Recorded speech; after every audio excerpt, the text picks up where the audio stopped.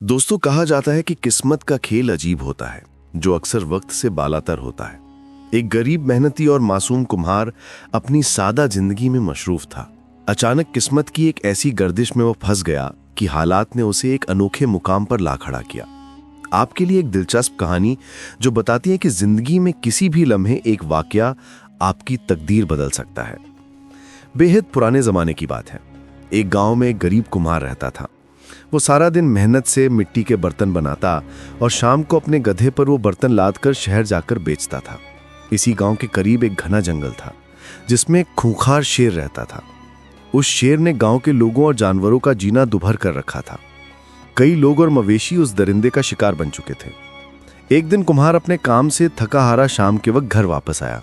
थकन की वजह से उसने गधे को बाड़े में बांधने के बजाय बगीचे में एक दरख्त के साथ बांध दिया और खुद आराम करने के लिए अंदर जाकर सो गया। दूसरी तरफ वो शेर जंगल में शिकार की तलाश में निकला हुआ था कि अचानक तेज तूफान आ गया। आंधी इतनी शदीद थी कि दरख्त जड़ों समेत उखड़कर गिरने लगे। शेर शिकार को भूल गया और खुद को बचाने के लिए किसी पनाहगाह की तलाश में निकल खड़ा हुआ।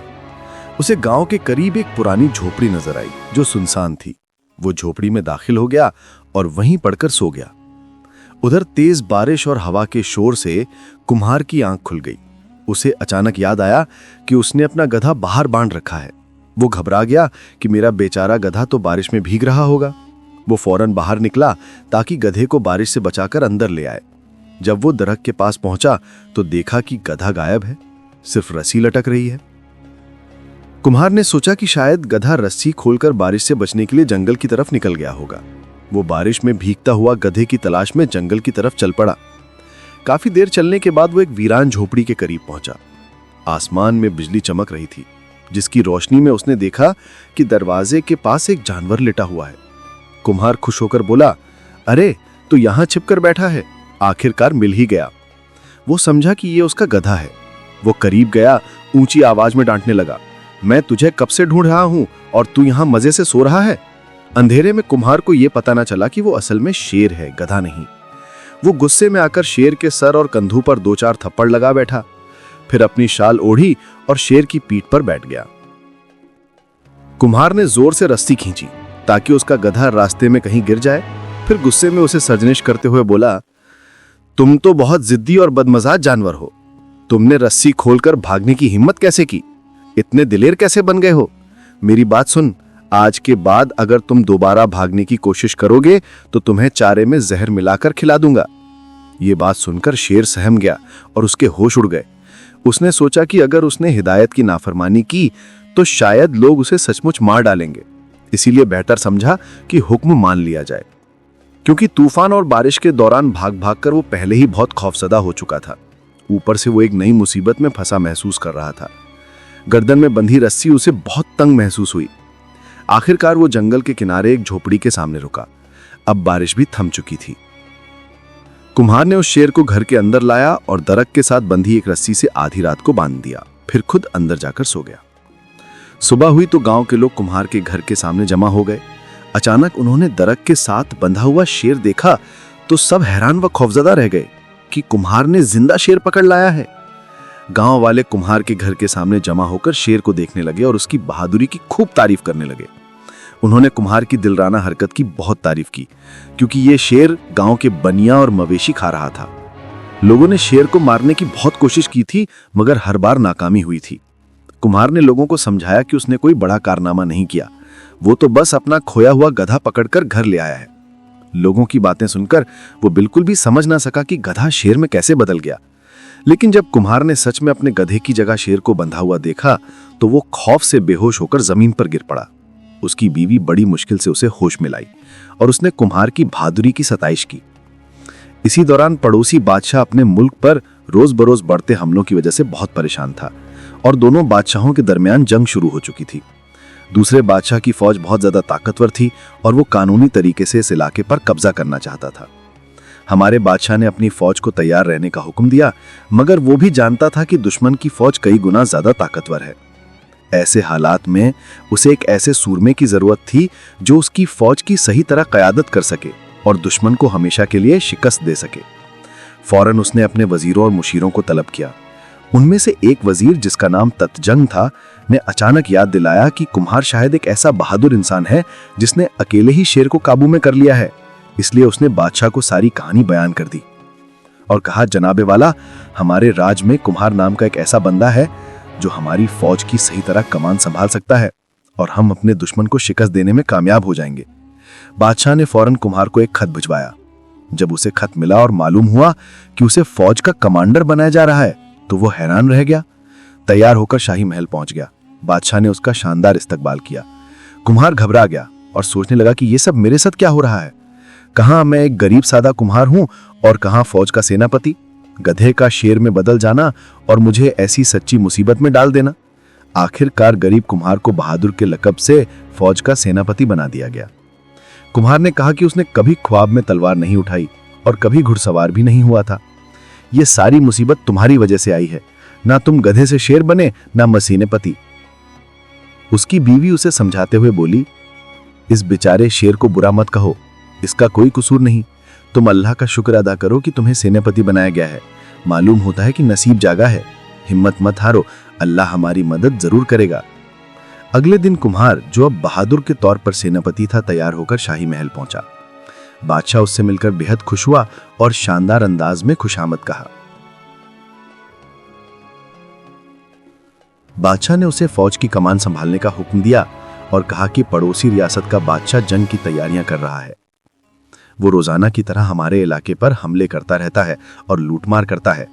हमारी फौज भी जंग के लिए तैयार है। क्या तुम उसे सही तरह कमान कर सकते हो? कल सुबह दुश्मन की फौज हमारे इलाकों में दाखिल होगी। तुम अपनी फौज के साथ मिलकर उन्हें ऐसा सबक सिखाना कि वो दोबारा यहां ना लौटे। बादशाह ने कुम्हार और उसकी बीवी के लिए एक शानदार घर तैयार करवाया, जिसमें एक अस्तबल भी था। अस्तबल में एक ताकतवर घोड़ा जंग के मैदान में ले जाने के लिए तैयार खड़ा था। कुम्हार पूरी रात सो न सका। वो बहुत परेशान था क्योंकि घोड़े की सवारी उसके लिए आसान महसूस नहीं हो रही थी। उसने सोचा कि अगर मैं घोड़े से नीचे गिर गया तो लोग मेरा मजाक उड़ाएंगे और कहेंगे कि सेनापति घोड़े से गिर गया। उसने फैसला किया कि सुबह उठकर घोड़े पर सवार होने की कोशिश करेगा।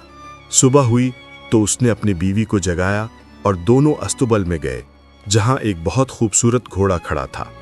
कुम्हार ने कहा, घोड़ा तो बहुत शानदार है, मैं इस पर कैसे सवारूंगा? उसकी बीवी ने मशवरा दिया कि घोड़े को उसी ठहरे के करीब ला खड़ा करो ताकि तुम अपने पैर रखकर उसकी पीठ पर सवार हो जाओ। कुम्हार ने ठहरे की मदद से घोड़े की पीठ पर चढ़ने की कोशिश की।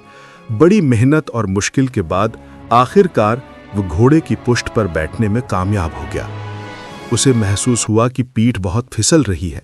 उसने अपनी बीवी से कहा कि मेरे दोनों पैर रस्सी से आपस में बांध दो। उसकी बीवी फौरन रस्सी ले आई। फिर रस्सी को घोड़े के नीचे से गुजारकर कुम्हार के दोनों पैरों को एक दूसरे से बांध दिया। उसने एक कमाल यह भी किया कि शौहर की कमर को भी रस्सी से अच्छी तरह लपेट दिया और मजबूती से बांध दिया ताकि वो ना गिर सके। कुम्हार ने कहा, अब मेरे हाथ भी घोड़े की गर्दन के साथ बांधो। उधर घोड़ा अस्तबल से बेचैनी से निकला, उससे पहले कि कुम्हार की बीवी उसकी गर्दन पर रस्सी बांध पाती। घोड़ा अचानक घबरा कर दौड़ निकला। अब हालत यह थी कि कुम्हार एक बोरी जैसा घोड़े के पुष्ट पर लटका हुआ था।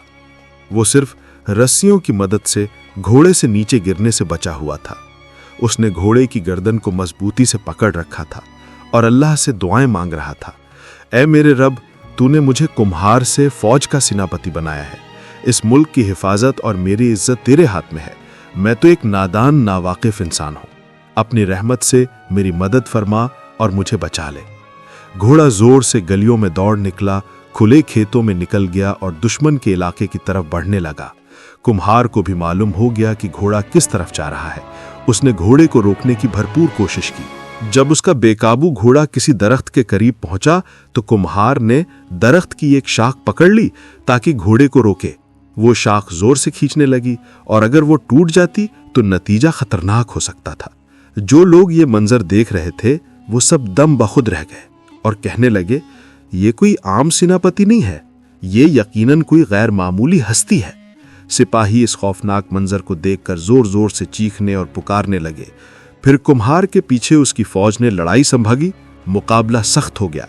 दुश्मन चीख उठे, दौड़ो दौड़ो, अपनी जान बचाओ, जिंदा शेर जैसा मशहूर सेनापति पूरी फौज के साथ आ गया है, ये कितना ताकतवर है, वो हमारे साथ क्या करेगा। ये सुनकर दुश्मन के सारे सिपाही डर गए और सब घोड़ों पर सवार होकर फरार होने लगे। दुश्मन का बादशाह अपने खेमे में बैठा जंग के मैदान की सूरत हाल देख रहा था। जब जंग का रुख अचानक पलट गया तो वो एकदम घबरा गया।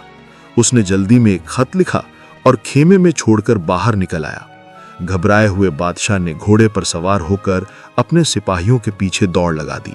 उसने पीछे मुड़कर देखने की भी जहमत ना की।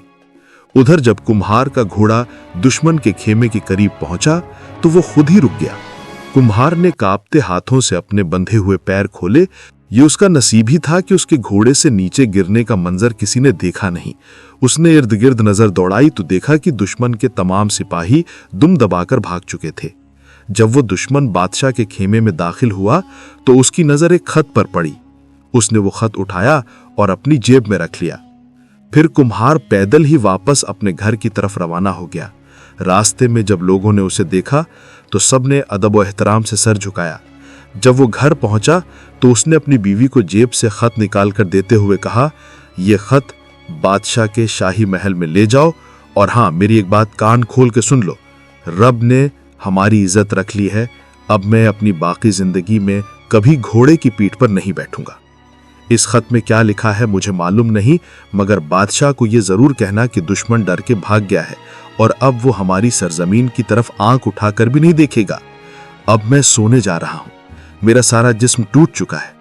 लगता है घोड़े ने मेरी हड्डी पसली एक कर दी है। कुम्हार की बीवी वो खत लेकर शाही महल पहुंच गई। बादशाह ने उसका पुरतपाक इस्तकबाल किया और कहा, तुम्हारा शौहर इस वक्त कहां है? कुम्हार की बीवी ने मौत दबाना जवाब दिया, हुजूर वो तो बहुत थका हुआ है, इस वक्त घर पर आराम कर रहा है। अगर इजाजत हो तो मैं उसे जगाकर आपकी खिदमत में हाजिर कर दूं? बादशाह मुस्कुराकर बोला, नहीं नहीं, उसे अभी ना जगाओ, उसे आराम करने दो। कल सुबह उसे हमारे दरबार में भेज देना, हम उसे इनाम व इकराम से नवाजेंगे। कुम्हार की बीवी ने अर्ज किया, जी जनाब, और वो सलाम करके महल से चली गई। अगली सुबह जब सूरज तलू हुआ तो कुम्हार पैदल ही घर से रवाना हो गया। गलियों में लोग उसके इस्तकबाल के लिए जमा थे। रंग बिरंगे झंडे लहरा रहे थे, ढोल बज रहे थे, हर तरफ खुशी का फजा था। लोग इस बहादुर को देखकर नारे लगा रहे थे। कोई कहता था, वाह, हमारे सेनापति ने दुश्मन को मार भगाया। कोई कहता, देखो कितनी सादगी वाला इंसान है, घोड़े पर बैठने के बजाय पैदल ही शाही महल जा रहा है। लोगों के चेहरों पर फख्र और खुशी की झलक थी और कुम्हार निहायत वक्त खामोशी से आजिज़ी के साथ महल की तरफ जा रहा था। लोग एक दूसरे से बातें कर रहे थे। कुम्हार जब शाही महल में पहुंचा तो बादशाह ने उसे ढेरों इनामात और तोहफों से नवाजा। मुल्क में अमन व सुकून कायम हो गया। लोग खुशहाल जिंदगी गुजारने लगे। दुश्मन मुल्क का बादशाह दोबारा हमला करने की जुर्रत ना की। दोस्तों, इस कहानी में हमारे लिए एक बहुत बड़ी नसीहत छिपी है कि जिंदगी में हालात कभी भी बदल सकते हैं। किस्मत के मोड़ अक्सर ऐसे होते हैं जो इंसान को हैरान कर देते हैं, मगर हमारा सच्चा किरदार, हमारी ईमानदारी और दिलेरी हमें हर मुश्किल घड़ी में दुरुस्त रास्ता दिखाते हैं। जहां हमें कोई रास्ता नजर नहीं आता, वहां हमारा सब्र और सच्चाई एक नई राह खोल देते हैं। इस कहानी का हौसलामंद इंतहा हमें ये यकीन दिलाता है कि चाहे हालात कैसे भी हों, हमें अपने ईमान और सच्चाई का साथ कभी नहीं छोड़ना चाहिए।